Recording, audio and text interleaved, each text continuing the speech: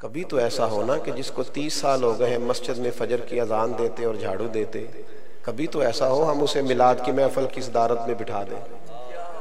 हो ना कभी ऐसा, इस कारकुन ने बड़ी खिदमत की है, गर्चे गरीब है पर हुजूर की मोहब्बत में बड़ा अमीर है।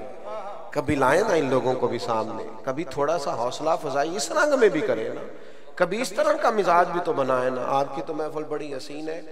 हमारे पंजाब में तो फ्रंट सीट पे बैठने के लिए हाथों में नोटों की दत्थी होना जरूरी होता है, और जैसे जैसे वो निछावर होती है इश्क का भी पता चलता है कि ऊपर नीचे हो रहा है थोड़ा बहुत। और फिर वो मुझे अच्छी तरह याद है कि एक महफिल नात में एक नात खां ने 2-3 दफा एक साहब की तरफ इशारा करके कहा था कि शेर आपकी नजर है। तो वो जब वापस जा रहे थे तो एक गरीब आदमी उनसे कह रहा था नजर तो मेरी भी हो जाना थी अगर मेरे हाथ में पैसे होते, लेकिन वो पैसे चूंकि उधर थे तो सारी नजर उधर हो गई।